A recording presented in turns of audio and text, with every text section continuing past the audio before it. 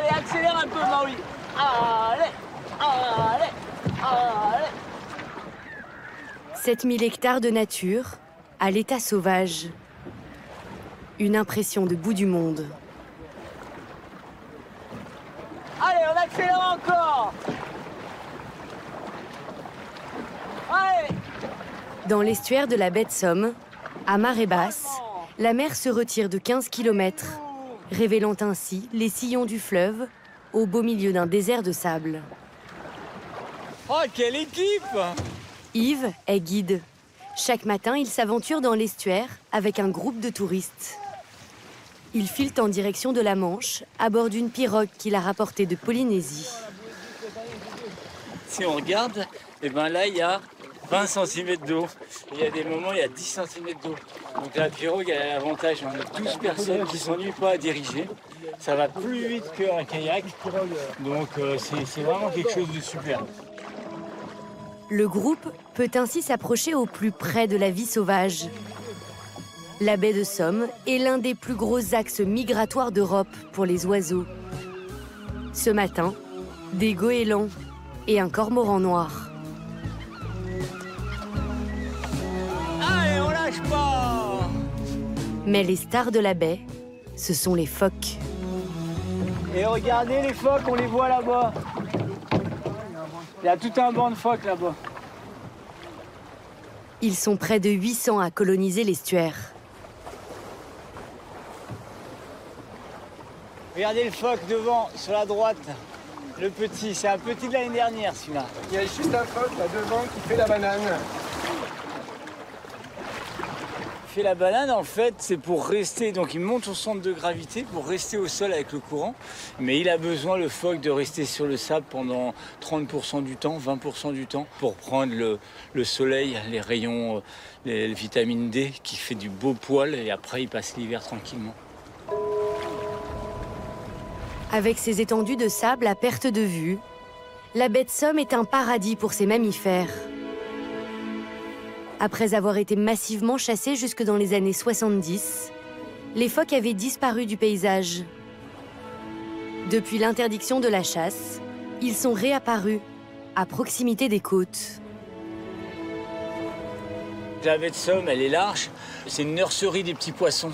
Et c'est une nurserie des petits poissons. Les gros poissons, ils viennent manger les petits poissons. Les phoques, ils viennent manger les gros poissons. Donc ils ont de quoi manger, ils ont des bancs de sable pour bronzer. Et ils sont heureux. Regardez le petit là, regardez, il nous regarde. Viens mon Jojo, viens. Alors? Le groupe ne s'approche jamais à moins de 10 mètres des phoques.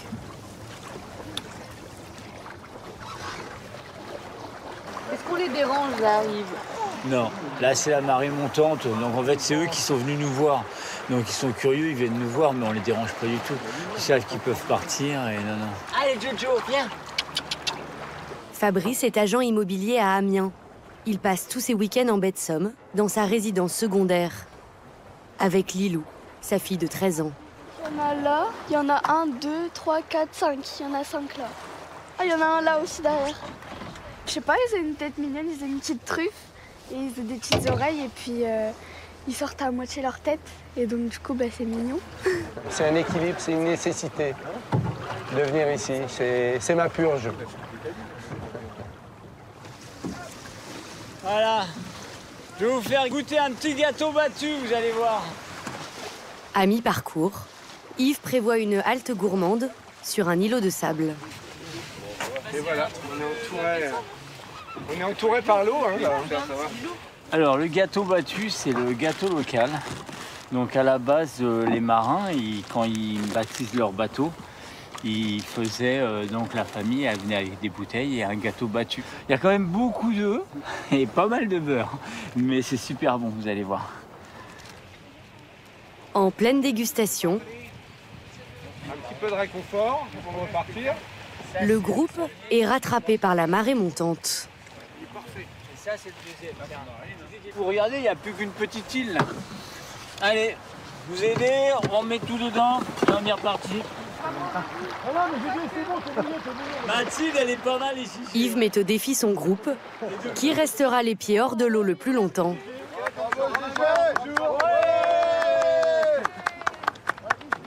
C'est un grand bonheur de gagner cette compétition. Dans 1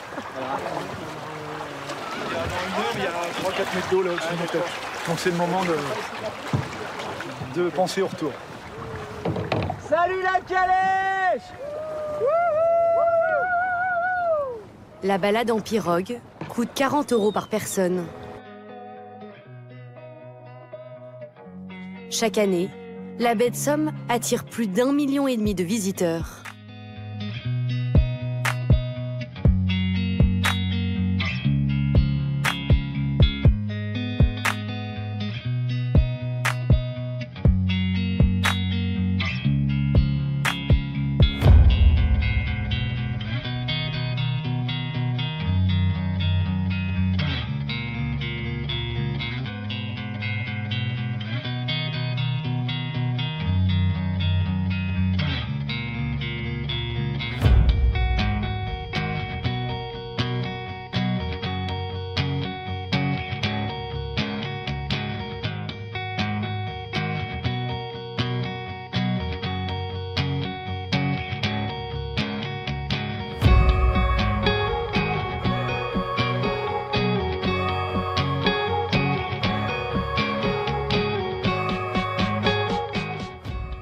Rainette est l'une des dernières gardiennes d'un métier traditionnel qui employait encore une centaine de personnes sur la côte il y a 40 ans.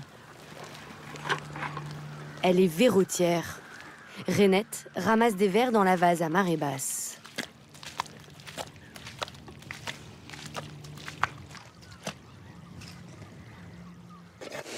On écarte la vase et puis on récupère les vers qu'on y découvre. Je vais prendre celui-ci. Il fait le beau. Ces vers, les néréis, sont très prisés des amateurs de pêche en mer. Comment vous savez qu'il y a des vers, la Rainette? Alors, déjà, on regarde le terrain. Il est piqueté. Là, on voit bien que les vers, ils sont pas très gros parce que ça fait des tout petits trous. Ensuite, si vous écoutez, on dit que ça chante. C'est quoi ce bruit? C'est ça. On dit que les vers, ils chantent. C'est parce qu'il y a de la vie dessous.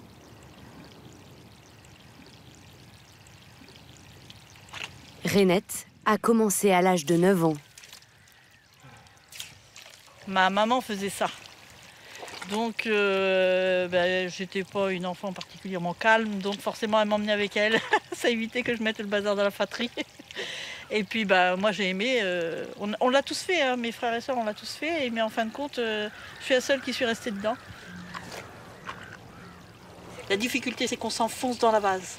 C'est le plus difficile au niveau du dos parce qu'il faut s'extraire sans arrêt. Pour s'extraire, il faut jouer du talon d'abord. On joue du talon, on décolle et on lève le talon d'abord. Si on lève le devant, on part à la renverse. En 1 heure, Rainette ramasse 1 kilo de vers, vendu entre 15 et 30 €. Ces champs, baignés 2 fois par jour dans l'eau de mer, regorgent aussi d'un autre trésor, dont Rainette connaît tous les secrets. Des plantes maritimes, dont raffolent les restaurateurs du coin. Alors là, je vais vous faire découvrir l'astère maritime. Appelée aussi oreille de cochon ou encore épinard des mers, celle-ci n'est pas très grande. Cette plante pousse essentiellement dans la baie de Somme. On a eu des grandes marées et il ne faut pas oublier que la mer, c'est quand même une eau salée. Donc quand elle se retire, elle dépose un léger filet salé qui donne cette blancheur. J'aime bien une omelette avec de l'astère dedans. Et puis agrémenter quand vous faites un apéritif dînatoire, donc vous avez ça en plus. Il n'y a pas besoin de rajouter du sel. Tout est naturel. L'astère maritime, comme la salicorne récoltée ici l'été, font la richesse de ces vastes prés salés. Ces prairies chargées d'iode et de sel ont aussi fait la renommée des éleveurs de moutons de la région.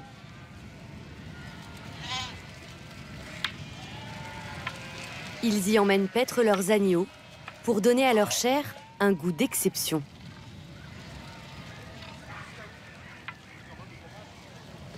Une fois par an, Régis et son frère, des éleveurs de la baie de Somme, organisent une transhumance pour leurs 2000 moutons. Allez, c'est la vie, hein, c'est la vie d'éleveur en baie de Somme, c'est la marche à pied.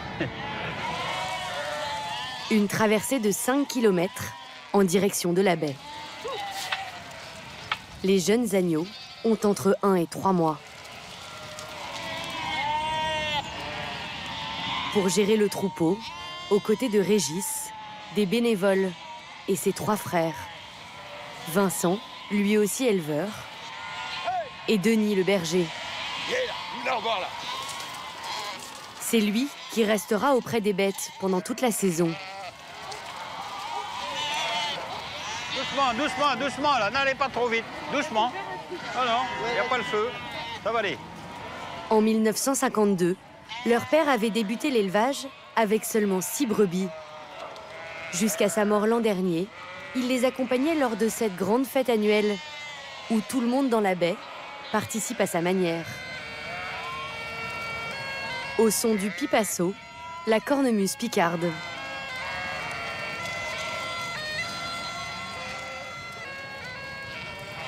Après l'écluse du port de Saint-Valery, l'épopée des jeunes moutons se corse au premier cours d'eau à traverser. Allez, allez, on y va. Une baignade à 10 degrés, certains rechignent. Allez, allez, Ludo, Ludo. Ah, mais ils sont nuls. Les agneaux connaissent pas. Ils ont l'appréhension, la peur de l'eau. Ça, c'est dur. C'est dur, mais c'est tous les ans pareil. Attention. Allez, attention là. La moitié du troupeau tente alors de s'enfuir en faisant marche arrière. Purée, faut vraiment être bête, hein. Allez, allez, allez, Chaque année, allez. Régis perd une vingtaine d'agneaux dans la baie. Les brebis, À cause des conditions climatiques, ils se noient, tombent malades ou disparaissent. chassez, chassez. Ces coûts de production sont 40% plus élevés qu'un élevage en bergerie. Allez, allez, on va au bout. Il faudra 1 heure et des barrières pour que le troupeau traverse enfin. Derrière, derrière. Dans la baie, Régis dispose d'un champ de 150 hectares, inondé par la mer lors des grandes marées. Elle dure 1 semaine, chaque mois de janvier à octobre. Comme les 11 éleveurs de pré-salé, Régis loue son champ au domaine public, 12 € l'hectare par an. On est arrivé? Ça y est, on est arrivé. Alors lui, bon, c'était un peu dur le passage, mais ça va aller. Et ça y est, maintenant, on va le lâcher, il va retrouver sa mère, j'espère. Hein, ça va aller. Ouais, c'est bon, il est parti. Ces agneaux, dits de pré-salé, une appellation d'origine protégée, doivent rester ici au minimum 75 jours, le temps que la baie façonne leur saveur. Les agneaux qui boivent un peu d'eau salée, les déplacements font que bon, c'est ce qui fait la différence au niveau de la viande de notre agneau. Comment elle va être la viande là, après ça? Elle va être juteuse, assez marquée rouge, c'est vrai, elle va être assez typique et forte. Dans les boucheries locales, le gigot de pré-salé sera vendu à partir du mois de juillet. 35 € le kilo, 10 € de plus qu'un gigot classique. D'ici là, le troupeau sera déplacé au gré des marées.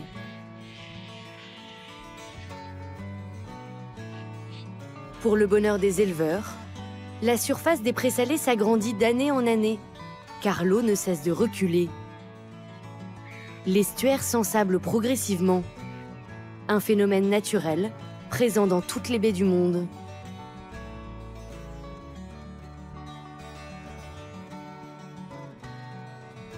Ainsi, depuis une 50aine d'années, les pêcheurs professionnels ont été repoussés aux portes de l'estuaire, là où les poissons sont encore abondants. Alain, pêcheur et poissonnier depuis 45 ans, ramasse la crevette avec un pousseux, une vieille tradition picarde. Ah Pascal, un manche qui frotte le sable, le filet derrière et la poche pour récupérer les crevettes. Et on est parti. Ouais, hop, les crevettes sont là, ici. Loin de la pêche industrielle, Alain, comme ses camarades d'épuisette, pêche ici plus pour le plaisir que pour gagner sa vie. Et les crevettes ont toujours plus de goût ici, parce qu'il y a plus de rochers. Donc le goût de la crevette est plus prononcé. Pourquoi il y a plus de goût quand il y a plus de rochers? Parce qu'il y a des algues, donc les crevettes sont plus goûteuses que dans la vase. Toujours. Le poisson aussi, c'est pareil. Donc ça, c'est des crevettes qui se mangent comment? Cuit, au courbouillon ou cru. Ça se mange cru? Bien sûr. C'est sucré, c'est désaltérant. Sur les bateaux, on en a mangé des kilos par jour pour se nourrir. On n'avait pas le temps de manger en triant les crevettes, des centaines de kilos de crevettes. On en prenait quelques-unes de temps en temps pour la soif et la faim. Est-ce que vous vous imaginez un jour arrêter de pêcher avec ça? Non, jamais. Jamais. Mais même quand je serai mort, je crois que je pousserai avec eux et ils mettront mon urne dans leur panier. Si aujourd'hui la pêche est un loisir, elle a été le métier d'Alain toute sa vie. Une passion qu'il a reçue en héritage, de père en fils, depuis 7 générations. Dans sa maison, c'est autour de l'amour du poisson qu'il a élevé ses 2 fils, Jean-Joseph, devenu lui aussi pêcheur, et Pierre-Alain, restaurateur. Alors? Bonjour le tarien. Bonjour. La pêche a été bonne. Sa vie en mer imprègne chaque recoin de sa maison. La barre, je l'ai placée ici pour les soirs de tempête. C'est quoi cette barre? C'est la barre du dernier bateau que j'ai eu. Voilà, donc je l'ai gardée. Sa femme Catherine, fille de pêcheur elle aussi, tient avec lui depuis 42 ans l'étal de poissons de la famille. On en reconnaît quelques-uns ici. Il y a le papa, le grand-père. Ici, c'est mon mari. C'est l'époque où Alain avait décidé de ne pêcher plus qu'un hameçon. Ici, c'est le pêcheur récréation. Et Catherine, comment vous avez fait toute votre vie avec d'abord un mari pêcheur, puis votre fils qui est pêcheur, avec l'angoisse de le voir partir tous les jours comme ça? Jamais d'angoisse. Et je ne concevais pas autre chose comme vie. Les parents m'ont forcé à faire autre chose, mais ça n'a pas marché. Parce que j'ai rencontré mon mari très jeune et crac boum. On ne pense que poisson. Un beau poisson, ça nous réjouit. On est vraiment tourné vers la mer. Est-ce que vous mangez tous les jours du poisson? Oui, au moins 1 fois par jour. Si c'est pas 2, voire 3. Bien sûr. On ne peut pas manger, si on va en vacances, 2 jours de charcuterie, c'est insupportable. Notre corps ne peut pas. Aujourd'hui, la famille Poisson possède 2 bateaux de pêche. Les fonds de l'estuaire sont désormais trop ensablés pour que Jean-Joseph, l'aîné, puisse y travailler. Alors, comme la plupart des pêcheurs de la baie de Somme, il a sa place au Tréport, sur la côte normande, à 25 km au sud. Pour que le poisson soit le plus frais possible, il part en mer tous les matins. Ça, c'est vivant. Qu'est-ce que vous ramenez là-dedans? Carlet, un peu de roussette, un peu de raie, un peu de calamar. Un petit peu de tout. Pour l'étal. Il y a 2 heures, c'était dans l'eau. Une vingtaine de raies. Ouais, dis bonjour. Et des sèches, les reines du camouflage. Beau, hein. Ça se confond avec le fond. Ça s'adapte avec la nature du fond.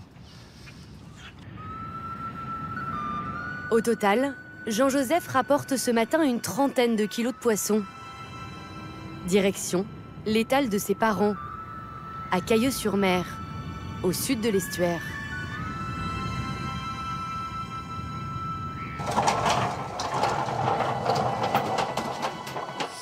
Un carlet. Tiens, celui-là est beau. Non, attends. Celui-là. Je vous le mets en filet? D'accord. En filet, c'est 8 €.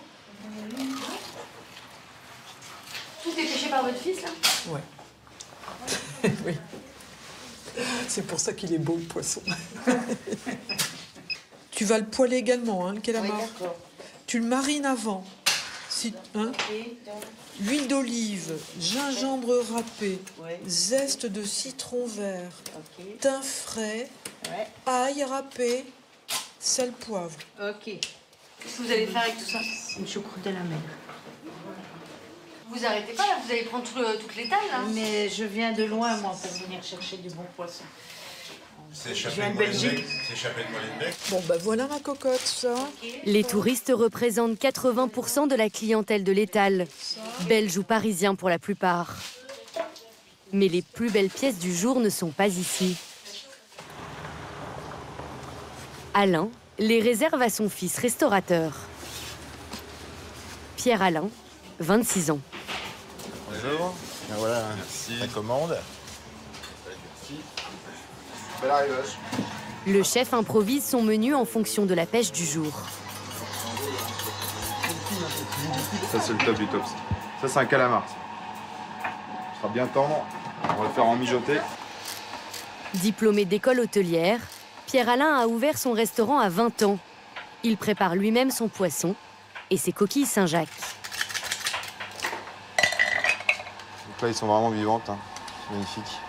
Comment vous voyez qu'elles sont vivantes? Bah, je le vois parce que là, quand je la touche, je le sens encore son cœur battre. On dit son cœur battre parce qu'on dirait vraiment un cœur, c'est pom-pom, pom-pom.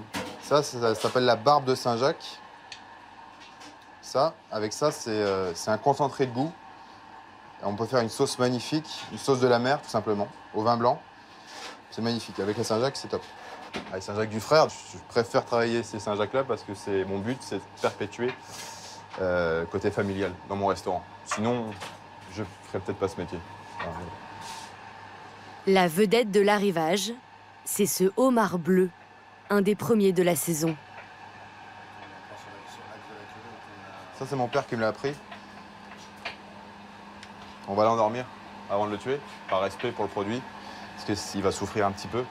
On le met sur la pointe de son crâne, comme ceci. Et là, il va se détendre. Je vais lui stimuler juste là. Si je l'avais découpé comme je vais le faire, sans faire ça, la chair aurait été rétractée, donc moins bonne à la dégustation, moins tendre, moins juteuse. Voilà. Donc là, on voit un homard magnifique. Ça bouge encore. Ce samedi soir, sur les quais de Saint-Valery, au bord de la Somme, le restaurant de Pierre Alain affiche complet. 35 couverts. Allô, 3 fois 6, un carpaccio à suivre, une raie, une seule 500 pour 2, un turbo 400. Au menu, poêlée de Saint-Jacques, purée de topinambour, tombée d'épinards, ailes de raie rôties, crème moutardée et sole meunière à la plancha. Des plats à 25 € environ. Vous avez combien de sols pour la soirée? Là, j'en ai une quinzaine. Je sais que ce soir, il m'en restera plus que 3 ou 4. Bonne dégustation, messieurs, dames. Merci beaucoup. Voilà, là, on va le cuire tout doucement dans sa coquille pendant 20 minutes. Vous le plongez pas dans l'eau bouillante? Moi, j'aime le côté nacré du homard. Dans l'eau bouillante, généralement, c'est beaucoup trop cuit. On mange ça avec une mayonnaise. Bon, c'est dommage. Moi, je trouve que là, ça développe plus les qualités du homard. Le homard d'1 kilo, vendu 80 € pièce, est servi pour 2 personnes. C'est aussi un peu d'horreur avec vous. Magnifique. Waouh, sublime. Ah, c'est difficile à décrire, mais c'est un goût un peu iodé, sucré et onctueux. C'est très très bon. Vraiment délicieux. Trop bon. Ah ouais, c'est très très bon. Ah ouais. Une bête somme entre gastronomie et beauté sauvage. Ah oui, exactement. Le lendemain, touristes et habitants de la côte se sont donné rendez-vous pour un événement atypique. Un relâché de phoques. Jean-Michel, à l'arrière du quad, s'occupe d'un centre de soins pour ces mammifères. Aujourd'hui, il a prévu d'en remettre 3 en liberté. Il y a un mois, l'un d'entre eux avait été retrouvé en détresse par ce couple. Il l'avait découvert, isolé sur un banc de sable. Et il était comment en fait? Ah, il était tout petit. Il était échoué. Il était échoué, tout petit, ouais. Plus de force. et sans sa maman. Vous êtes prêts? Allez, ouvrez.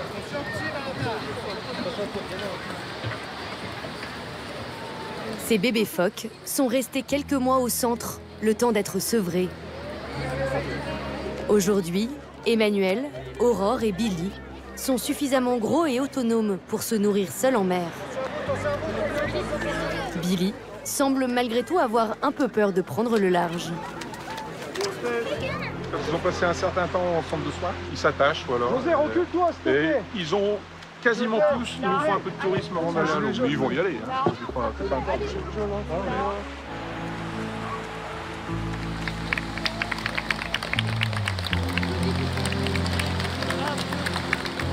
Comme Billy, 75% des phoques de cette côte sont encore de jeunes mammifères, prêts à procréer. La colonie a de beaux jours devant elle.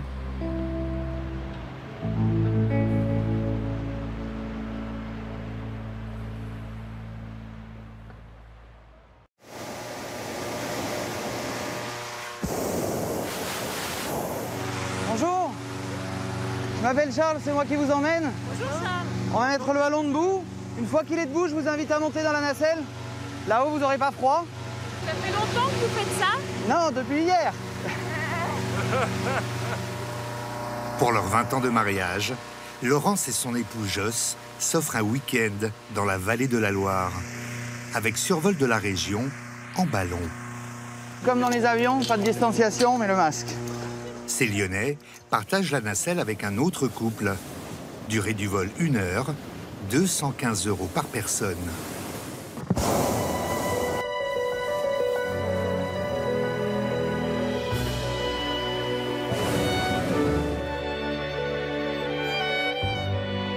C'est magnifique. Cheverny d'en haut, c'est encore mieux que Cheverny tout court. Cheverny, château du XVIIe siècle, rendu célèbre par Tintin. Hergé s'en est inspiré pour dessiner Moulinsart. Petit château qui est devant nous là-bas. Le château de la Cistière, juste en dessous. Une demeure privée, cachée dans la forêt de Chambord, qui ne se dévoile que vue du ciel. Au total, sur ces terres de Sologne, une centaine de châteaux et manoirs à 30 km à la ronde. Aux commandes, Charles Arétuse, originaire de Blois, pilote de Montgolfière depuis 15 ans. Il y a plein de pays dans le monde où c'est beau, dès qu'on est en l'air, c'est toujours beau. Mais pas forcément aussi varié que cette région. Ici, c'est la diversité. Il n'y a pas un vol où on voit pas des belles choses. Les joyaux de la Loire. Cheverny, mais aussi Chambord, Chenonceau, Blois ou Amboise, la plus grande concentration de châteaux en France. Plus de 1000 en tout dans le Val-de-Loire, petits ou gros, privés ou ouverts au public. La Loire est le plus long fleuve de France, avec ses 1000 km de rives, des monts de l'Ardèche jusqu'à l'embouchure près de Nantes. Le plus sauvage aussi. Aujourd'hui, les bords de Loire se réinventent grâce au boom du tourisme à vélo. Franchement, là, ça commence à être un peu dur. Grâce à des chefs étoilés qui réhabilitent les poissons du fleuve, carpes, mulets et autres barbeaux. J'adore parce que personne ne travaille ces poissons. Aujourd'hui, c'est des poissons qui ont été complètement délaissés, dénigrés. Grâce aussi à de jeunes châtelains qui n'hésitent pas à bousculer les traditions. 10 millions de visiteurs par an dans la région. Des adeptes du patrimoine, mais aussi d'une nature enchanteresse qui se découvre au fil de l'eau. Et des habitants passionnés qui font de la Loire une destination de plus en plus prisée.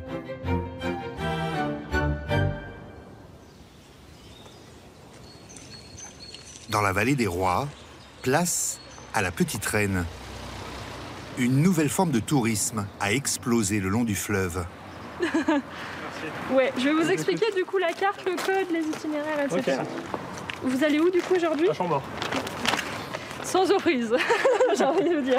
Mélanie travaille pour l'une des 22 agences de la région qui se sont spécialisées dans le cyclotourisme. En haute saison, elle met en selle une 50aine de vacanciers chaque matin. Juliette et Pascal Blasco et leurs 2 enfants arrivent d'Issy-les-Moulineaux. Elle est juriste, lui manager dans l'informatique. T'as toujours pas de casque? Toujours pas. Vous voulez un casque? Je pense que celui-là, ça va être un bon vélo pour toi. Tu veux l'essayer juste en jambes bleues pour voir? Mieux vaut être à l'aise. Céleste, 10 ans, va passer 8 jours sur ce vélo. Bah ça va, du coup. Comment tu sens? Très bien. Ok. Et parcourir plus de 300 km. Dis-moi, je pense qu'il est haut quand même, hein, pour toi. C'est la 3e fois que la famille passe des vacances à vélo. Ouais, c'est ok. On a commencé un livre de rêve, puis on a fait un peu de... On a passé le cran supérieur l'année dernière au Connemara, avec des bonnes distances. Et là, cette année, on veut faire bien relax avec Château de Loire. On a fait quand nous, on était petits, puis là, on veut partager avec nos enfants. La famille a réservé un séjour clé en main, 4 000 €. Location des vélos, hébergement, visite, tout est inclus. 3, 4, non, c'est parfait. C'est tous les sacs en fait, les sacs ou les... À ce prix-là, leurs 4 valises sont transférées chaque jour d'un hôtel à l'autre par l'agence de voyage. On se fait très plaisir. Ça coûte aussi cher que de partir à l'étranger 15 jours. Ouais. Nous, les doigts de pied en éventail au bord d'une piscine avec plein de gens, on n'aime pas. Ce qu'on aime, c'est être tranquille dans la verdure, au bord de la mer, au bord d'un lac. Ce qu'on aime, c'est être tranquille en fait en vacances. Et on paye la tranquillité. Et le confort. Allez, c'est parti! Le cyclotourisme a battu des records cet été en Val-de-Loire. Plus 34% de fréquentation par rapport à l'an dernier. Destination du jour pour cette famille, Cheverny, avec une halte à Chambord. En moyenne, ils vont pédaler 40 km par jour. Une seule chose n'est pas fournie par l'agence, le sens de l'orientation. Regarde, Cheverny, c'est là. Et là, il dit Cheverny, tournez à droite. Donc je pense qu'on est quelque part par là. On vient de la Blois. On est là. Le chemin, excuse-moi, c'est le plus direct pour la Chambord. Petite dispute familiale. Parce que là, on passe par des chemins. Par des chemins. Filmez! Si on essaye là, de toute façon, au pire, on revient en arrière. Exactement. C'est pas très grave. Il y a 25 ans, seuls quelques Anglais ou Hollandais venaient pédaler où ils pouvaient, dans la région. Sur la campagne, là. Pour attirer plus de monde, une véloroute est aménagée en 1995. 900 km de pistes cyclables. Depuis, les bords de Loire attirent plus d'1 million de cyclotouristes chaque année.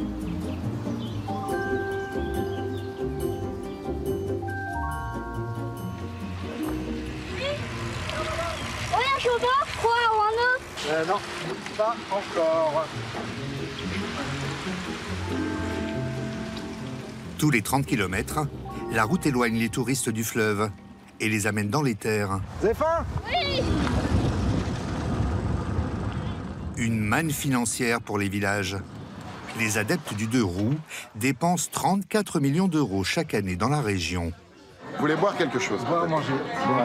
Oui, boire et manger, absolument. Donc voilà, le principe c'est que des produits locaux et artisanaux. Donc on a petites terrines qui sont faites à Montlouis, lapin, volaille. Qu'est-ce qui te plairait?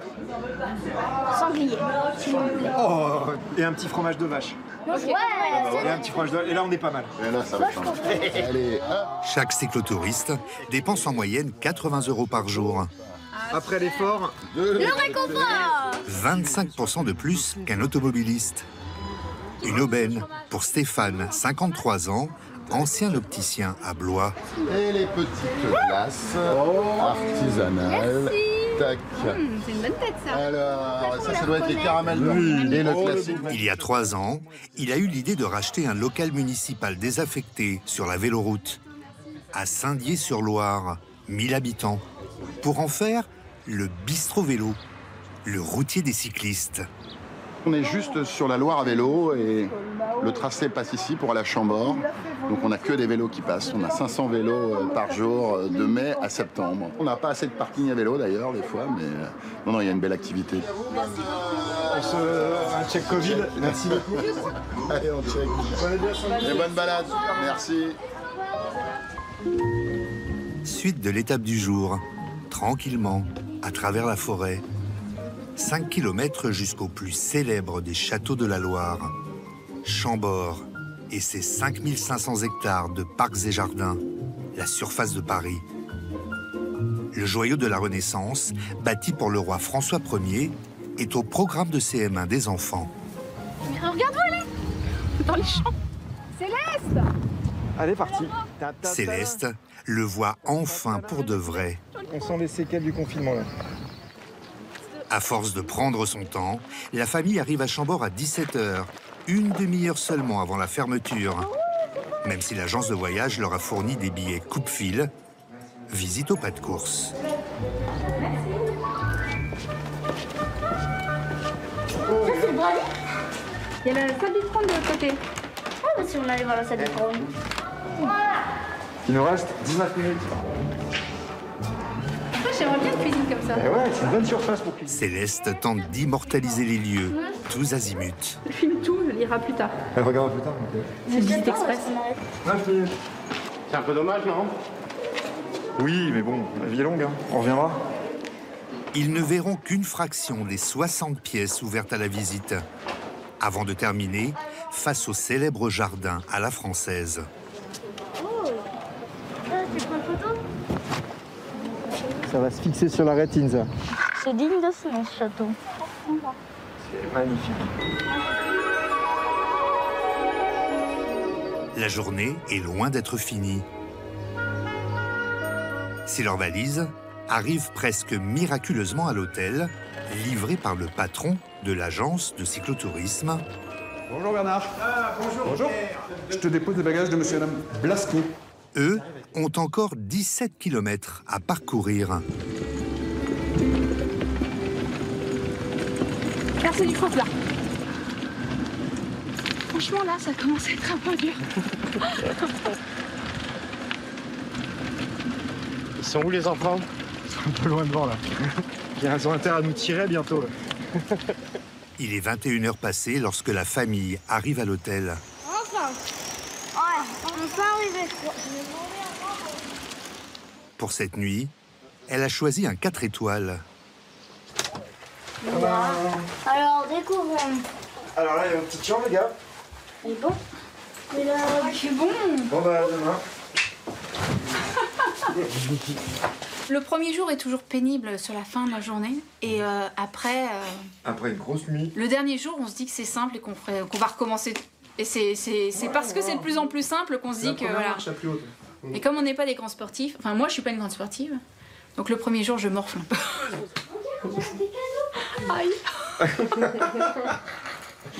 Il leur reste 7 jours à pédaler et autant de châteaux à visiter.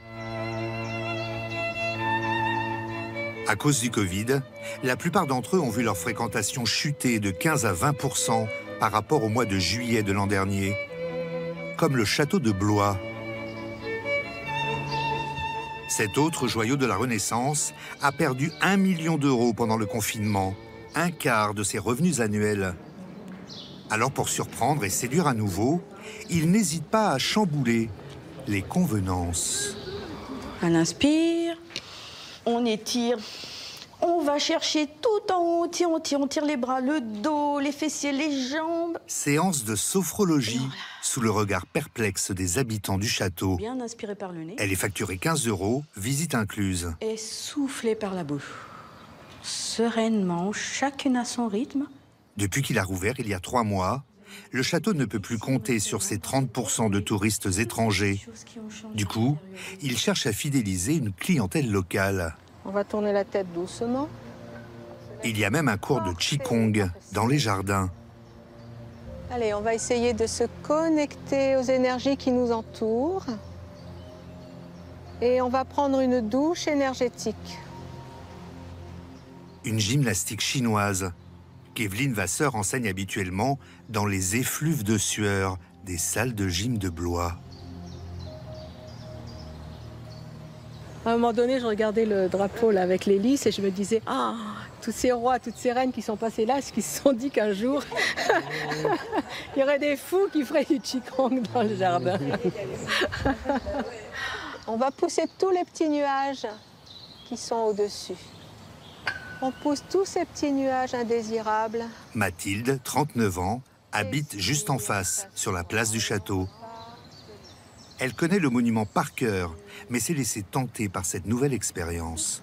Alors ce qui est marrant, c'est que du coup on décuple en même temps de notre observation et du coup en fait j'ai remarqué plein de trucs sur cette façade que je n'avais jamais vu alors que je passe mon temps dans le château, enfin je viens tout le temps dans le château, vraiment. Je trouvais que c'était une belle manière de se réapproprier le patrimoine. Il n'y a pas que les mastodontes touristiques qui doivent se réinventer. Dans leur ombre, une multitude de petits châteaux privés cherchent eux aussi à dépoussiérer les bords de Loire et à se renflouer. Dans la cour de son château, Lancelot Guyot fait les derniers réglages son. Il organise ce week-end une soirée électro. Là, tu m'entends, là on discute, ouais, c'est pas mal. Je leur ai demandé qu'il n'y ait pas trop de pression acoustique à cause des voisins. C'est la 4e année qu'il monte ce festival de musique. Il rassemble jusqu'à 11 000 personnes les week-ends de l'été. Mais à cause du protocole sanitaire, Lancelot a dû réduire la voilure cette année. Donc si on peut tout larguer en fait, genre le nom de la haie là-bas. Genre là-bas, là-bas ? Ouais, là-bas. Mais tu recules. Ouais. Cela n'arrange pas les affaires de ce jeune châtelain de 29 ans qui a besoin de 550 000 € chaque année pour entretenir son bien. La Ferté-Saint-Aubin, dans le Loiret. Une demeure âgée de 400 ans, classée monument historique.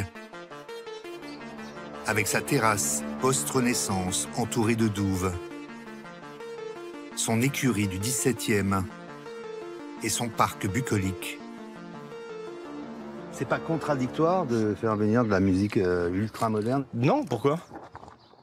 Bah, c'est un vieux, beau château et vous savez. Et alors, la vie continue et le château doit vivre avec son temps. Et surtout, en fait, moi je reste convaincu que c'est la meilleure façon de passer ces monuments aux générations futures, c'est de trouver des nouveaux modèles économiques, des nouveaux événements. La pression est forte. Lorsqu'il avait 26 ans, Lancelot s'est endetté de 2 millions d'euros pour racheter cette demeure et son parc de 40 hectares et tenter d'en vivre. Les châteaux, il est tombé dedans quand il était petit. Son père, Jacques, éleveur de chevaux, sans titre de noblesse, est passionné de vieilles pierres. Il rachète des châteaux en ruine pour les retaper et les ouvrir au public. Saint-Fargeau dans l'Yonne en 79, puis la Ferté-Saint-Aubin en 87. Il y installe sa famille. À la Ferté, le petit Lancelot est à bonne école. Après des études de commerce, un premier job dans le consulting, finalement il suit la voie de papa-maman. Aujourd'hui, Lancelot possède aussi Saint-Brisson, en Sologne, et gère le château de Beauménil, dans l'Eure.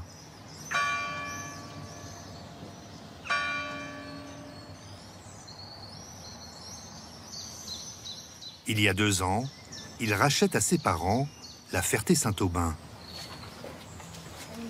C'était le jour de la signature. Je pense que mes parents étaient plus émus que moi. Moi, j'ai pas réalisé tout de suite.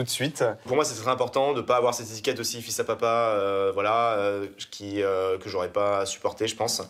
Malgré tout, moi, je sais qu'il y a certaines personnes qui me la collent, mais en tout cas moi, du coup, ça me permet d'être droit dans mes baskets et de dire voilà, bon bah, je suis endetté de 2 millions d'euros. Je sais que j'en ai pour 20 ans, 30 ans, 20 ans. Bonjour mesdames, bonjour messieurs. Bienvenue à La Ferté, pour ceux que j'ai pas vu tout à l'heure. La Ferté accueille 60 000 touristes par an. Mais avec la crise sanitaire, Lancelot a perdu 50% de clients et 250 000 €, un tiers de son chiffre d'affaires annuel. Il faut savoir que Ferté en vieux français, ça veut dire place forte. C'est pour ça qu'on retrouve pas mal de Ferté quelque chose.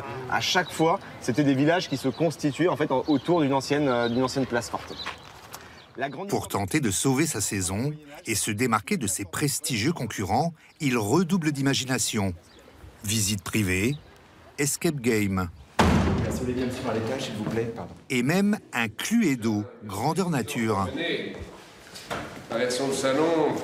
Monsieur Landois a été poignardé de 17 coups de couteau. Ah oui? Oui, comme vous dites, monsieur, c'est... Voilà, nous n'avons pas retrouvé l'arme du crime. 4 comédiens aident les visiteurs à résoudre une énigme. Tout va bien, jeune enquêtrice, l'émotion. Non, oui, s'il vous plaît.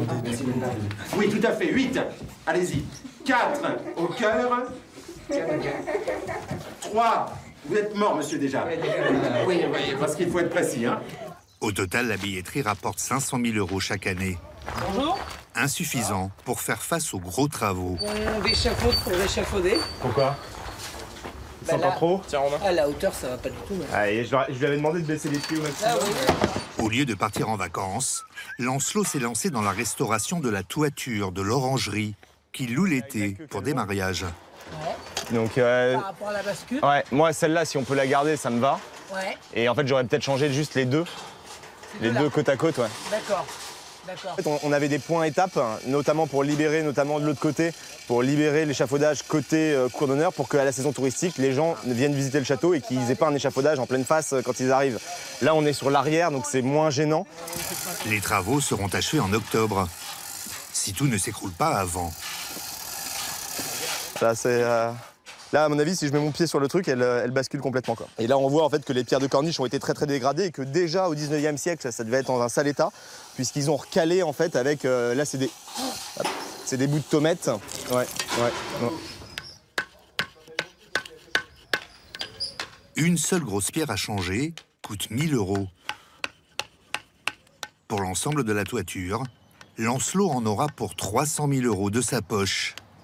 Mais il espère une subvention de l'État de 50 000 €. Non mais déjà ça passe mieux, puis après... Ça leur redonne du grain en fait, plutôt qu'elles aient le côté lisse. Pour en bénéficier, il doit se plier aux injonctions de l'architecte des monuments historiques. Non, peut-être un petit peu couleur, un ocre. Ouais. Hein, un ocre jaune, peut-être un ocre rouge, j'en sais rien, un peu saumonné, pour que ça arrive moins en avant. Voilà. Mais c'est pas mal. Et André Drozd, spécialiste des châteaux de la Loire, est intraitable. On verra pas, allez, on grimpe, allez, je suis. Moi, normalement, j'aurais dû... J'ai pas regardé. C'est un peu votre défaut, ça, les joints. Hein, là, vous me mettez des joints un peu trop forts. Hein. Ils sont gros, ceux-là. Mais bon.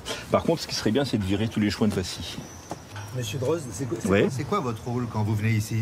Savoir si les travaux sont réalisés dans les règles de l'art. Voilà. Et alors le problème, c'est que parfois sur les monuments, on a des entreprises qui ne sont pas complètement spécialisées. Donc il y a des petites finesses qu'il faut leur apprendre, notamment les joints qui sont un petit peu gros. L'inspecteur des travaux finis rendra son verdict d'ici fin octobre. Lancelot vit dans la partie privée du château. Quand il reçoit ses amis, c'est dans l'ancien salon de ses parents. Ah, ça, je m'en occuperai. Déco années 70, resté dans son jus.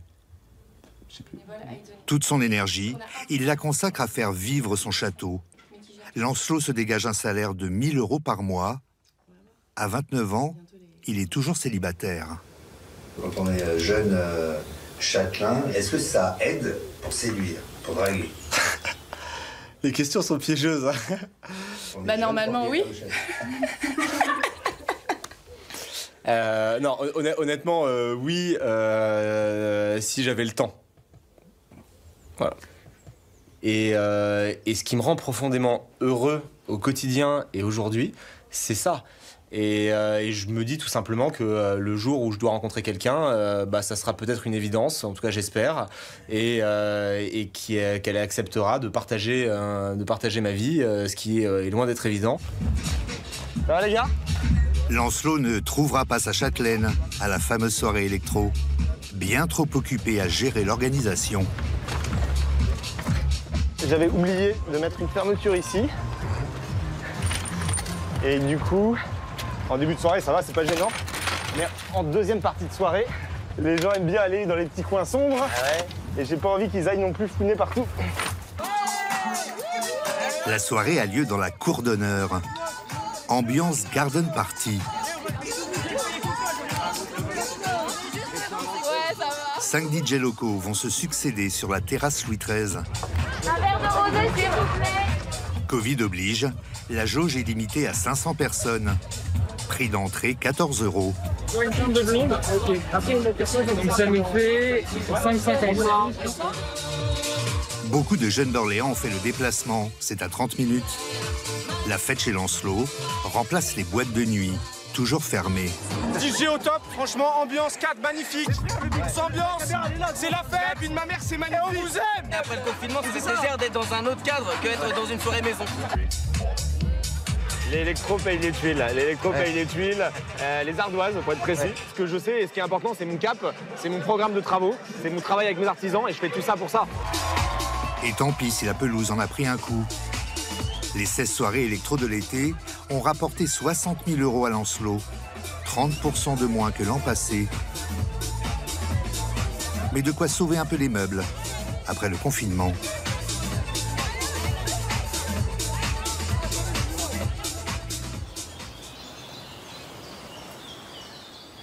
Loin des boum-boum de la fête, le temps suspendu. Perdu sur la Mayenne, l'un des affluents de la Loire, près d'Angers, le refuge secret de Michel, 72 ans, batelier. Ça tangue pas trop? Non, bah c'est calme ici. Là. Michel possède l'une des dernières tout cabanées, un bateau traditionnel à fond plat, un bateau à tout faire. Il transportait poissons, sable, sel jusqu'à la fin du 19e siècle. Michel en a fait son petit nid sur l'eau pour les week-ends. On va voir le petit café. Alors là, il y a un lit qui se plie, qui fait canapé. 2 places? Alors 2 places, bien sûr, ça coule de source. Hein. Ici, les toilettes. J'ai ma copine qui vient de temps en temps, c'est agréable le matin. Hein.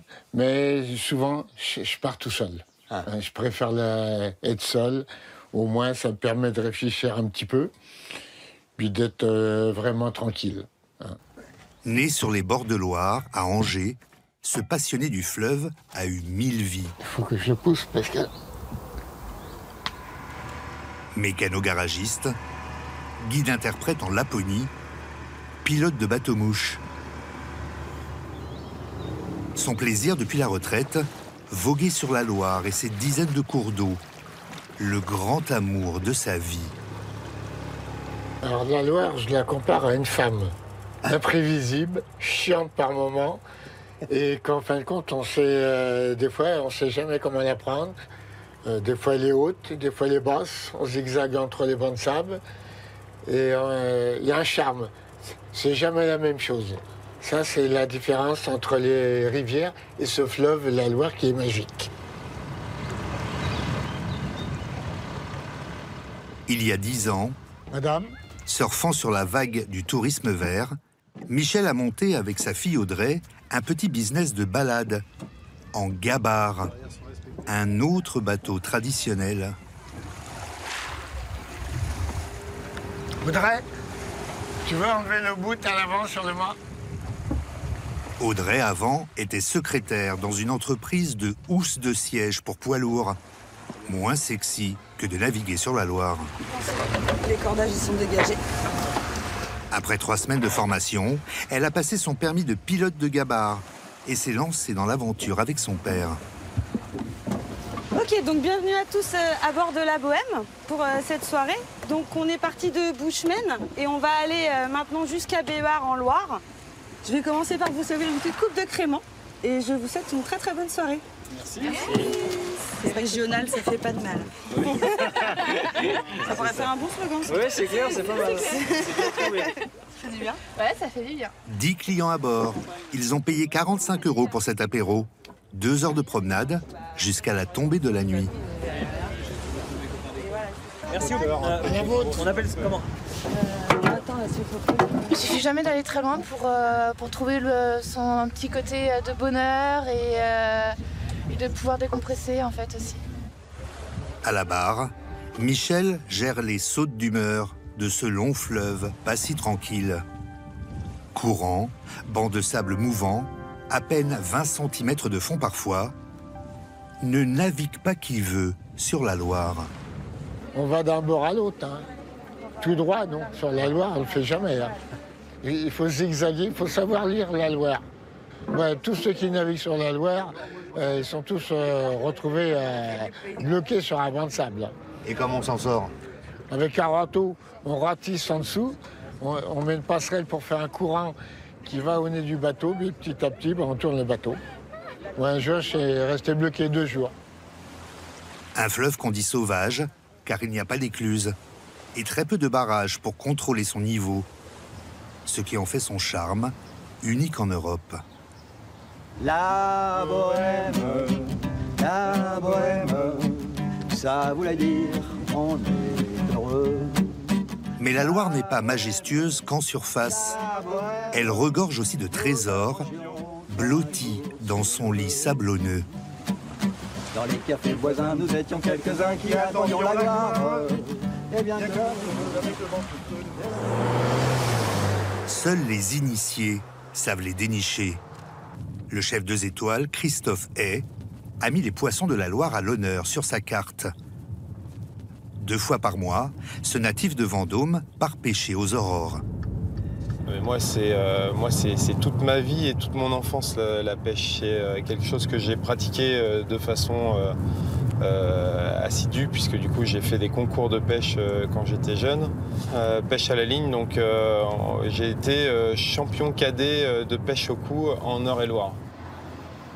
Christophe rejoint Sylvain Arnoux. Salut les garçons. Son fournisseur officiel. L'un des 30 derniers pêcheurs professionnels sur le fleuve. Sylvain possède une concession longue de 20 km qu'il loue à l'État. Le bateau zigzague d'une rive à l'autre pour remonter ses 4 filets posés pendant la nuit. Il n'y a pas d'eau là. Combien d'eau là? Ah bah, il n'y a rien, regarde. On compte en centimètres ici. Hein. Et ça, c'est un aspe. Un aspe. C'est un poisson qui est super intéressant, en fait, qui est méconnu, mais c'est une chair qui est vraiment très ferme. C'est un poisson carnassier. C'est un carnassier sans dents. Il n'a pas de dents, il gobe, lui. La chair, nous, je trouve qu'elle est similaire à la chair du brochet une fois cuite. Hein, ça fait vraiment une chair ferme, blanche, serrée comme ça. Aspe, mais aussi carpe, brème, barbeau, silure, mulet. Christophe en achète 10 tonnes par an pour 80 000 €. Des poissons d'eau douce qui n'ont pourtant pas bonne réputation. Oh, on a loupé la silure. Non, il est là. On entend toujours « Oh, les poissons de rivière, c'est dégueulasse ». Parce que ça a de l'arête. Attention. L'arête, c'est vrai que c'est un inconvénient. Mais je peux vous dire que les poissons d'eau douce, ils ont une finesse de chair que certains poissons de mer n'ont pas. Aujourd'hui, la Loire, on a un fleuve qui est libre. Et du coup, les poissons, ils évoluent, on le voit, hein, sur le sable et les galets. Donc on n'a pas du tout de poissons qui ont ce goût terreux ou vaseux. Ce matin-là, Christophe rêve d'attraper le poisson de son plat emblématique, la carpe à la Chambord. Tu l'as ou pas? On va déchirer le filet. Ah là là, elle a déjà passé la tête. Ah, c'est barré. C'est barré? Ouais.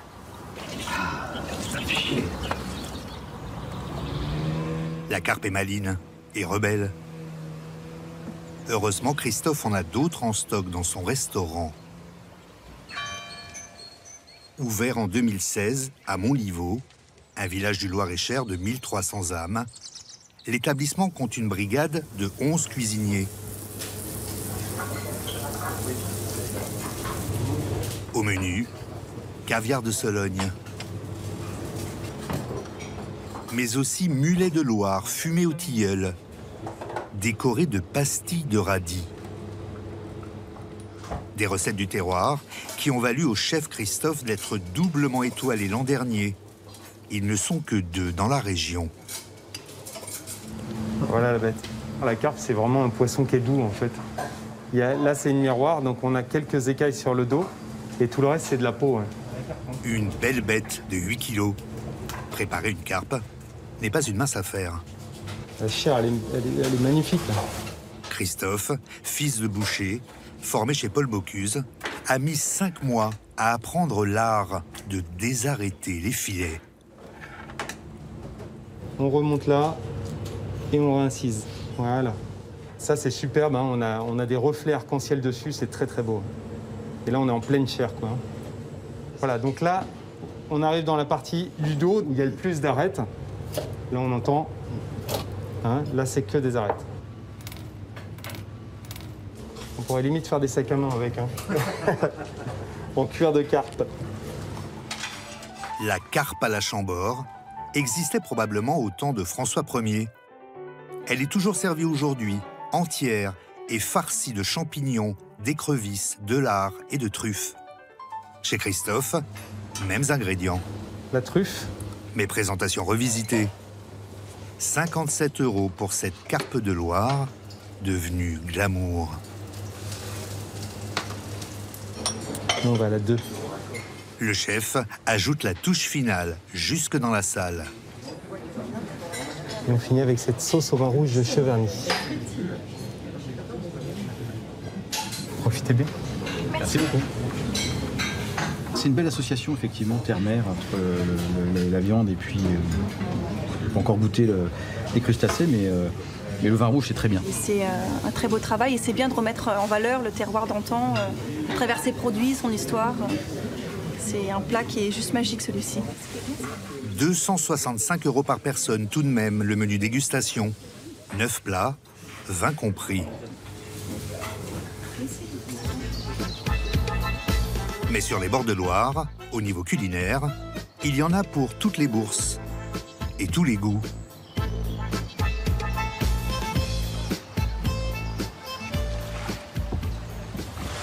Ah, ça fait du bien là.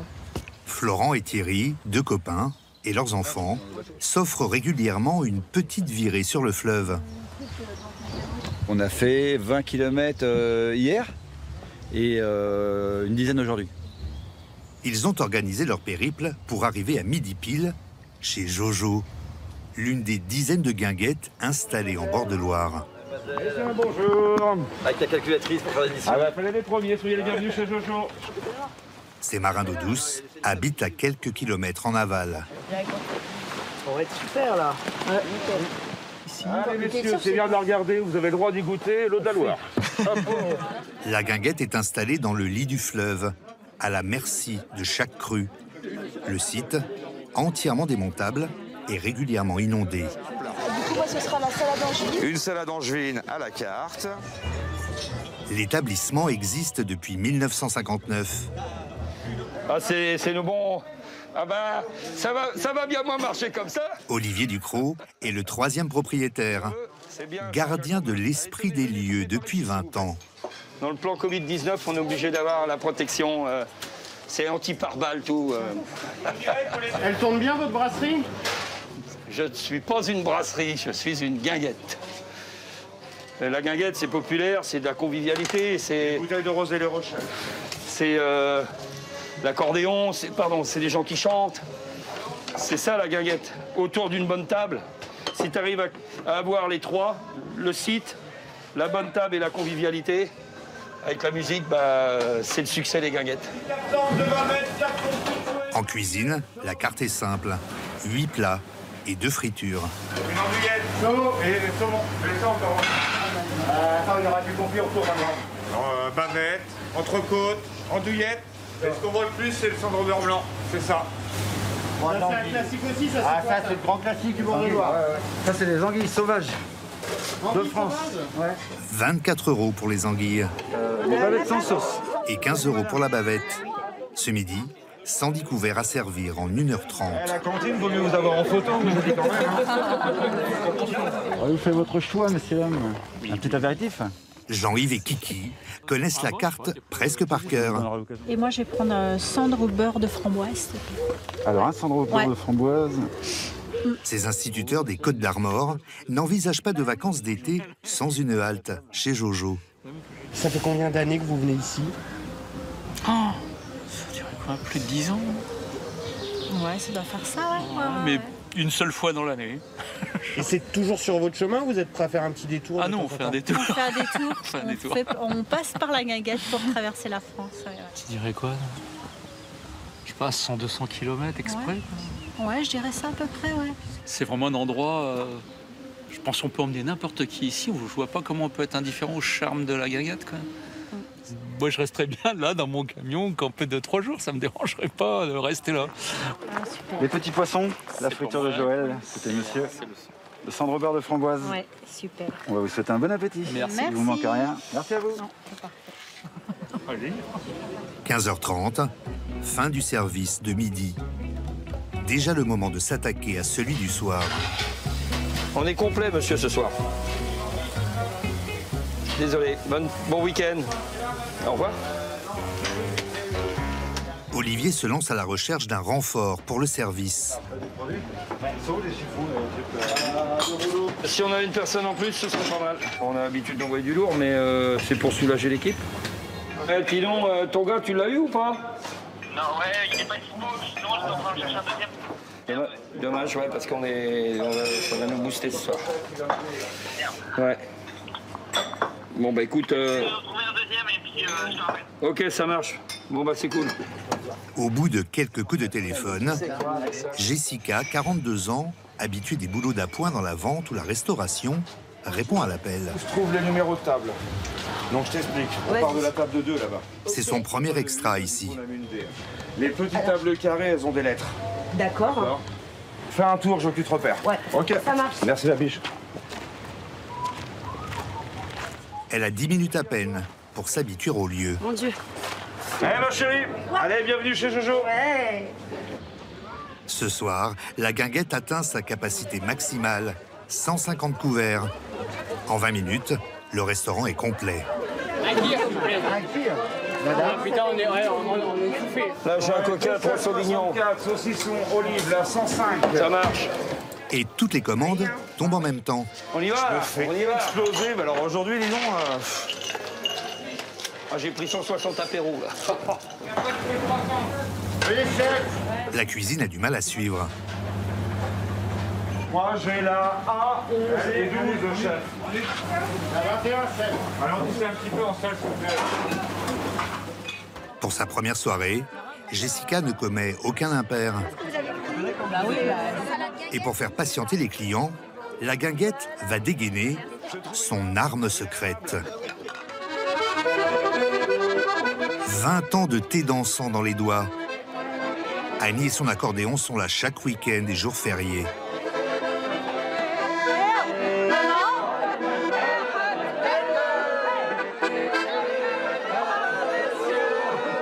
Un jukebox humain qui joue à la demande les standards du bal musette. En fait, on voulait demander Rihanna Umbrella, mais on n'a pas osé. Il faudrait peut-être qu'on essaye quand même. Mais peut-être qu'il faudrait qu'on la chauffe un peu là, sur le sujet. Finalement, ils n'oseront pas. La saison touristique sera peut-être moins catastrophique que redoutée par les professionnels, grâce aux 40% de vacanciers français de plus que l'an dernier, qui ont pu découvrir les charmes des bords de Loire.